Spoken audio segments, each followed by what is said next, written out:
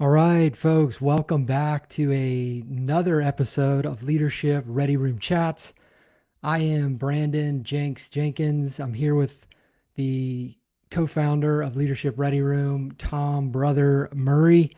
Jenks and Brother are our aviation call signs, and even though that we're not actively flying in the military anymore, naval aviation call signs die hard. So, welcome again. Today, we are going to tackle the leadership topic of psychological safety. And I think a great place to start with this topic is, what does that even mean? Tom, what does that mean to you, man? Well, let me say that the first time I heard the term psychological safety, I had no idea what it meant. But I have come to know it as a, a way that a culture, that an organization behaves where employees, where team members feel comfortable speaking up, speaking the truth, speaking concerns, taking some sort of risk. And so again, I think it's very much tied to culture and a place where a workplace, an organization where team members feel that level of comfort, that willingness and ability to take risks, to speak up, is a good place. I think it's indicative of a good culture, and I think it's super important in any workplace or organization or team. Yeah. What does it mean? What does it mean to you, Brandon? Yeah. I mean, everything you just said. And then just in my mind, to go just a little bit deeper with it, it's everybody on the team being willing to share their perspectives, to share their opinions, to point out when they have made a mistake, to point out when maybe a system or a process in the business or on the team is out of whack. In the Navy, we call that embracing the red, right? It's people on the team just willing to do that because they don't have a fear that there's going to be some type of negative repercussion on their promotion ability, on their career progression, that they're not going to be ostracized by their colleagues because they have a different opinion, one that's outside the norm. They're not going to be yelled at or degraded or demeaned or any way, right? It's an environment where people on the team, it's all about mutual respect. Their opinions are respected, their ideas are respected, their perspectives are sought out and respected, even if, their idea isn't what the team ends up doing, right? That's to me, if you're in an environment like that where you just feel free and safe to kind of do that and to lean into who you are, because let's be honest, that's why we're paying you the big bucks, for your unique abilities, not so that you're just like everybody else. That to me is an environment with some psychological safety. I love that. I mean, we saw that in aviation for sure, a healthy squadron, right? And I think you and I have spoken before about, we believe that we both had cultures and teams that could speak up. You know, in aviation, it a lot of times did have to do with someone saying, hey, I made a mistake, right? I did this thing wrong yesterday. Fortunately, the outcome in most cases isn't bad. And instead of brushing it under the rug and maybe hoping that nobody learns about this mistake I made, we stand up and we say, I goofed up. I made a mistake and I want you all to learn from my mistakes so that you don't make the same one. Or our organization will be better if we change this process. And man, that's hard to do sometimes, right? Especially for junior folks, for folks that feel like it may negatively impact their ability or it might upset their boss. I mean, just last week we were talking about, I think I shared the story of a four-star admiral, of the PACOM commander who takes bad news and doesn't miss a beat, right? You can't shoot the messenger. You have to be willing to let your teammates, your team bring you bad news, and uh, and then work together to address the issue. Yeah, 100%. Like, and I think what we're getting at right now, right, is like how as leaders do we foster that type of environment? And what you just described is one, how you handle the bad news when you get it. When it's not all sunshine and roses, like when you get that bad news, when you find out from a teammate that one of the processes or something that y'all have been doing is maybe a little bit broken, maybe not working, how do you handle that? And how you handle that news says so much about how you're going to continue to handle that. And all the other people on your team are going to start to take their cues from that. Well, so like what are one or two maybe other ways that as leaders we can foster this psychological safety on our teams? Great question. And every team's unique. Every organization's unique. I have found that in the organizations that I've been a part of, that I've helped lead, that having some sort of a drumbeat, giving my team members, my teammates an opportunity on a regular basis is important, right? If you are, and I've been the young guy, the junior guy, where maybe I thought I had something important to say, but if there was no venue, if there was no opportunity, it felt pretty daunting to go address a superior, to address somebody up, higher up the chain of command or up the organizational ladder. It felt sometimes uncomfortable or difficult to do that. So I think as leaders, it's important to give our teammates those opportunities. And in my current business, that looks like regular meetings where we can share, right? And I set that tone by saying when I messed up, hey guys, I goofed up this weekend. I think I might have cost us this thing, this opportunity, whatever the case may be. And by modeling that and then giving my team opportunities to do the same, we've seen good results. I've seen good results. What about you, Brandon? Do you have any, practical, tactical ideas on that? Yeah.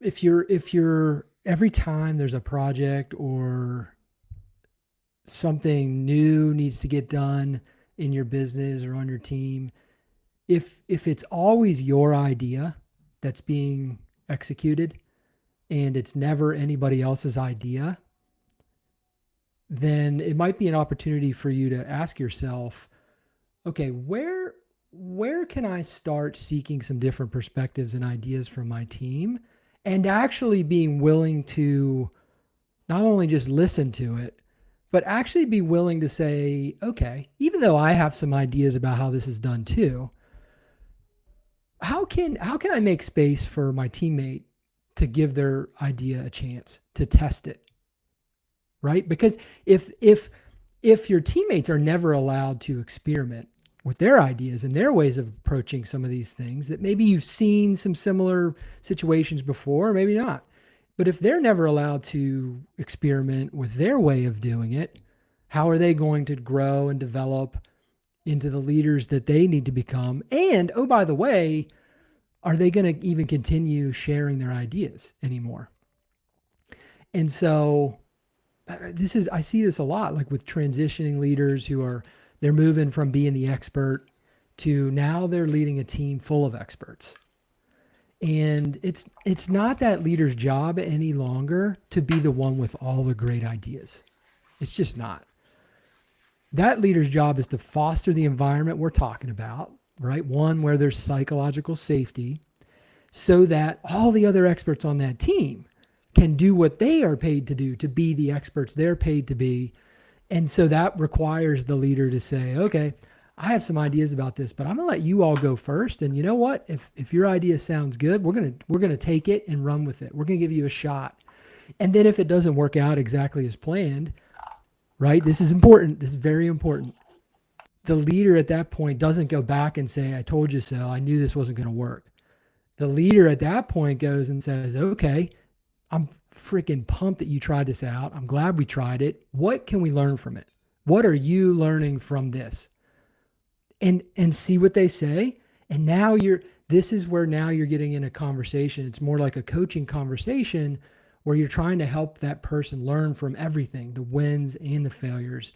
And you're helping them tease out that lesson so that then they can do better next time and apply it next time. And they have learned that I can try new things. My ideas matter. And even if I fail, we're going to learn together. We're going to keep going. It's not the end of the world. I'm not going to lose my job, right? That's something that I think that you could implement. It's tough. It's tough at first if you've never done that before, but man, does that work wonders. Well, I think, and very much related to that, Brandon, is this ability for leaders to separate their idea from being the idea, or their method from being the method, right? And I think it's important for leaders, again, hard to do, to focus on the end state and allow the team to come up with the method. Certainly, we're not indicating, or we're not suggesting that a leader abdicates his or her role in setting strategic objectives and charting the course for an organization. But once the leader establishes that and sets the team in motion to go after it, the leader's got to be willing to see, has to welcome other points of view. And I feel like, I mean, one of the places I've seen it a lot is in the method.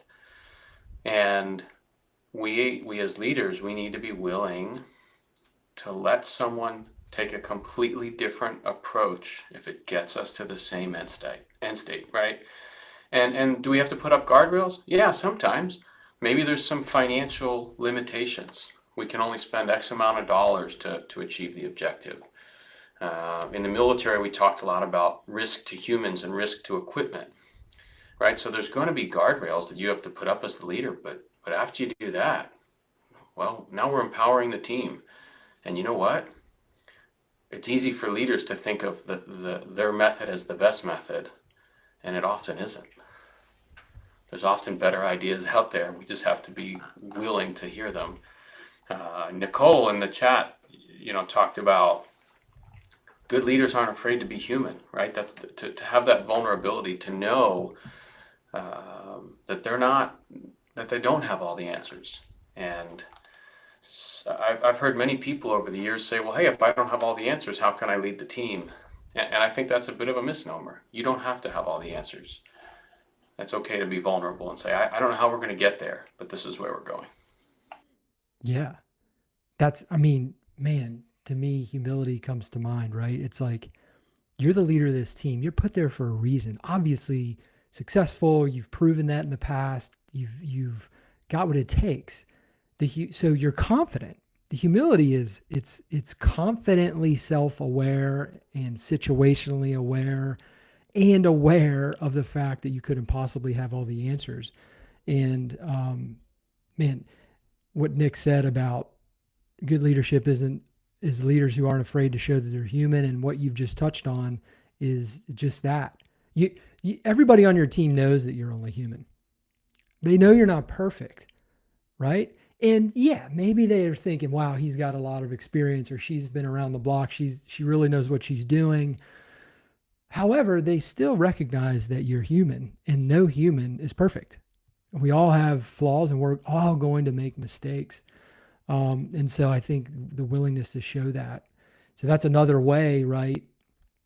Like we talked about this, I think, last week too, but I'll touch on it again here because it's very applicable. So we touched on the way the leader handles bad information, bad news, or whatever.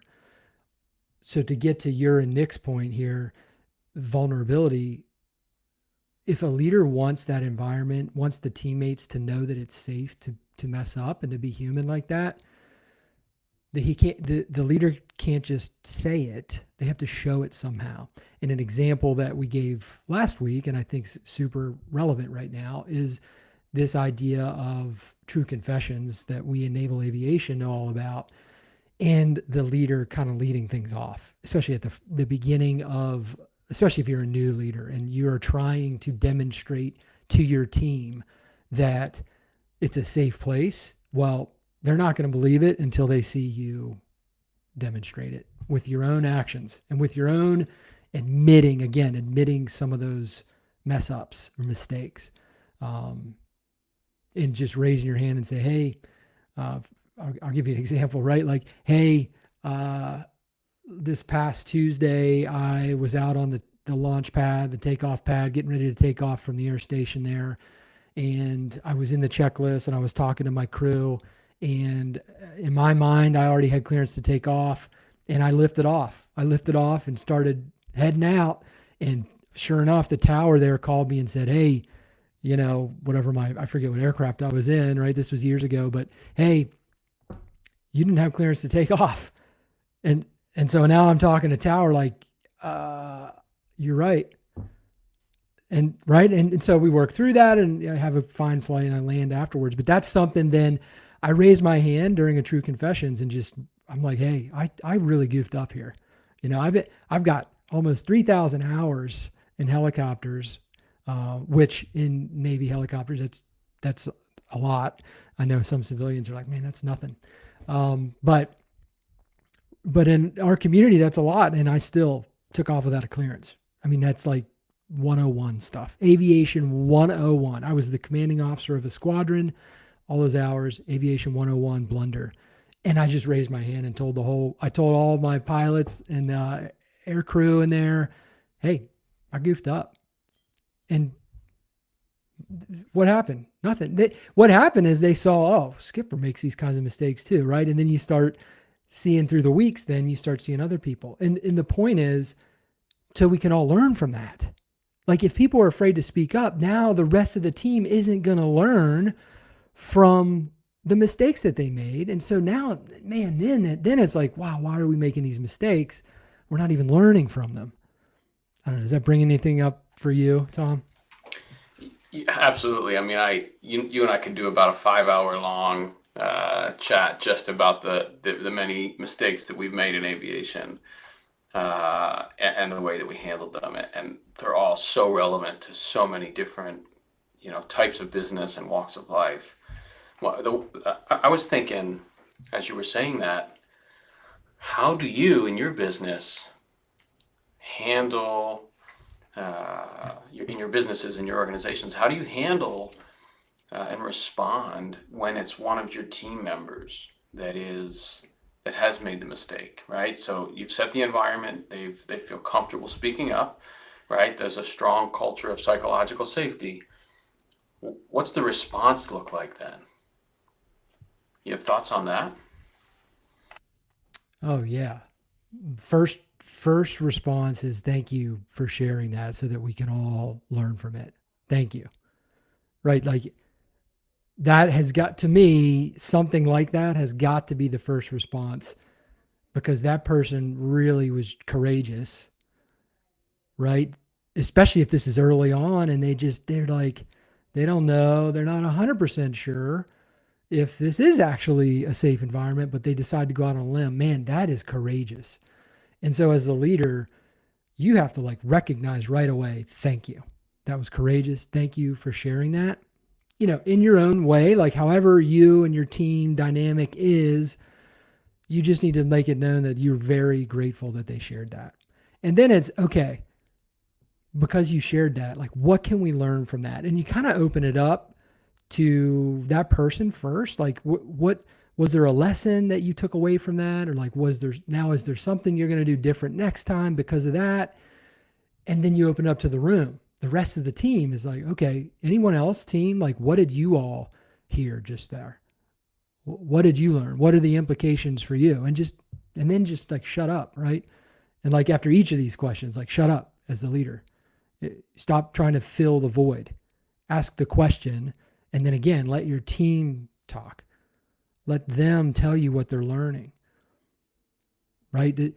And you're going to get your chance, dude. Like that's the thing. The leader of the team is going to get their chance. That the problem is usually they're the ones talking too much. And so, yeah, I don't know. Anything additional or something else come to mind for you, Tom? Yeah, I mean, I love your response, and I have very similar thoughts and recommendations. I think one of the things that I do as a leader, and I think that it helps promote this culture. Certainly we have to ask my teammates.